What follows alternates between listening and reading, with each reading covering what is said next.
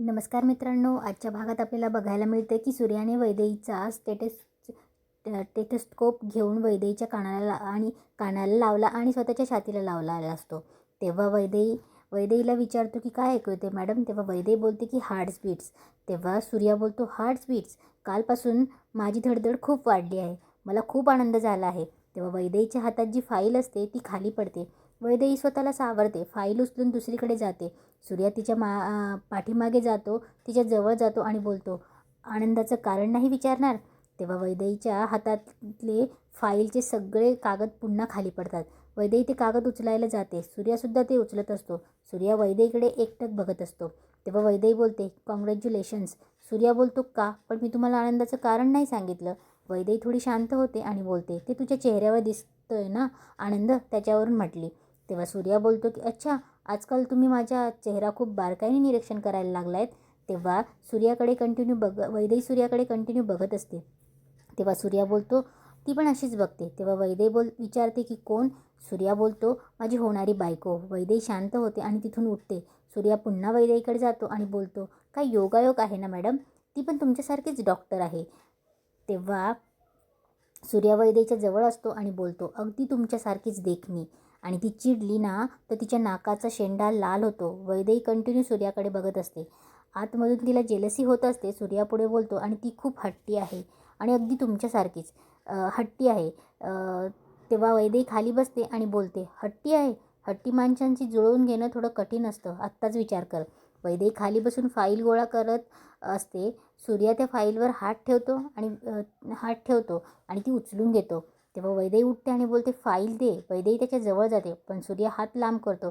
वैदेही त्याच्याकडे एकटक बघत असते आणि सूर्या मानेनेच इशारा करत असतो की नाही. तेव्हा तो बोलतो, ती हसली ना तर मला गुंगी येते.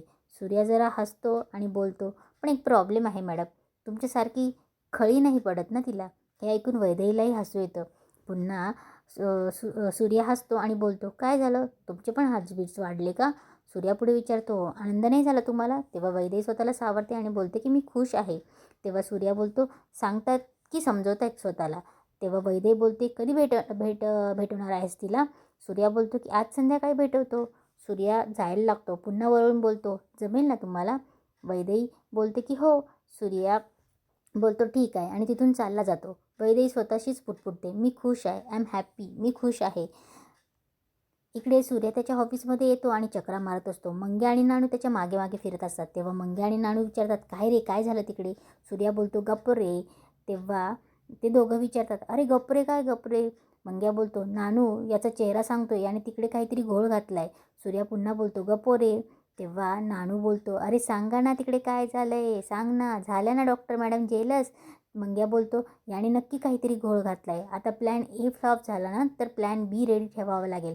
तेव्हा सूर्या वैतागून बोलतो की गप्प बसा रे, आणि काय प्लॅन ए प्लॅन बी म्हणजे काय? हा काय नाटकाचा प्रयोग आहे का? आजचा प्रयोग फसला म्हणजे उद्या करायचा, उद्याचा फसला म्हणजे परवा करायचा, आणि मग काय मी काय तुमची कळसूत्री बाहुली बनवलं आहे का तुम्ही मला?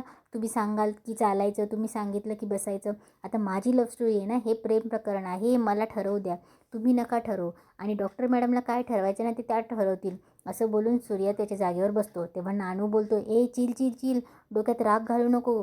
तेव्हा मंग्या बोलतो, ए बाबा, तू ना एक घाव दोन तुकडे करणारा माणूस आहेस, डोक्यात राग घालून नको घेऊ. तुझ्या डोक्यात आलं ना तर तू सरळ देसाईंच्या घरी जाशील आणि डॉक्टर मॅडमला मागणी घालशील, असं करू नको हं. पुढे तो समजावत बोलतो, बाबा तेव्हा नानू बोलतो की बाबा, एकतर आधीच तुझ्या लव्ह स्टोरी 1760 विघ्न आहेत, त्यात तांडेल आणि देसाईंची दुश्मनी वेगळीच. आणि नानू सूर्याला सांगतो की तुला वाळवंटात जाऊन गुलाबाची शेती करायची आहे. तेव्हा सूर्या उठून बोलतो, घाबरतो का?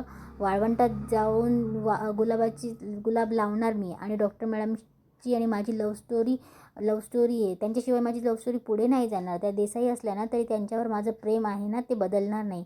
तेवढ्यात सूर्याला भाईंचा फोन येतो. तो त्याच्या मित्रांना इशारा करतो की गप्प बसा. फोनवर भाई सांगत असतात की सूर्या, टेबलावरची फाईल आहे ना, ती फाईल जरा चेक करून घे, तिच्यातले काही कमी राहायला नको. अधिकाऱ्यांशी बोललो आहे मी, कसं आहे ना, आपल्या एरियातल्या लोकांचा फायदाच होईल म्हणून. तेव्हा सूर्या उठतो आणि बोलतो की ठीक आहे भाई. सूर्या फाईल बघत असतो इकडे, आणि इकडे वैदेही पेशंट चेक करत करत विचार करत असते. सूर्याने तिला जे जे बोललं आहे, जेवढं जेलस केलं आहे ना, तेवढं वैदेहीला ते सारखं आठवत असतं. तेवढ्यात वैदेहीच्या मोबाईलवर एक मेसेज येतो. वैदेही तो मेसेज बघून इतकी खुश होते. क्लिनिकमधले सगळेजण तिच्याकडे लक्ष द्यायला लागतात. वैदेही जोरात आवाज येते की सले इकडे ये. तेव्हा सुलेखाला ती सांगते की तिच्या NGOसाठी हॉस्पिटलची परमिशन मिळाली आहे. NGOने हॉस्पिटलची परमिशन दिली आहे. तिचे स्वप्न पूर्ण झालं असतं. त्यामुळे वैदेही खूप खुश असते. तेव्हा सुलेखासुद्धा खूप आनंदात बोलते की हे काय हळू सांगायची गोष्ट आहे का. ती लगेच असलेल्या सगळ्यांना आवाज देते आणि मोठ्याने सांगते की ऐका सगळे, आपले डॉक्टर वैदेही मॅडम ह्या लवकरच स्वतःचं हॉस्पिटल उभारणार आहेत.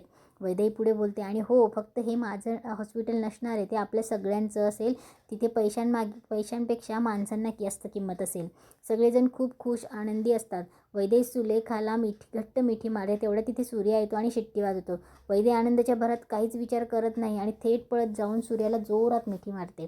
सूर्या एकदम थक्क होतो. सुरुवातीला सूर्या हात तसेच हवेत असतात, पण शेवटी तोही तिच्या पाठीवर प्रेमाने हात ठेवतो. वैदेही अगदी उत्साहात बोलते, सूर्या, माझ्या स्वप्नांना पंख मिळालेत. मला इतका आनंद आयुष्यात कधीच झाला नव्हता. माझं स्वप्न आता स्वप्न राहिलं नाही, ते सत्यात उतरणार आहे. तेव्हा वैदेहीसोबत सूर्याही खूप खुश होतो. वैदेही पुढे सांगते, माझ्या आईच्या नावाचं हॉस्पिटल असणार आहे, आयशा देसाई.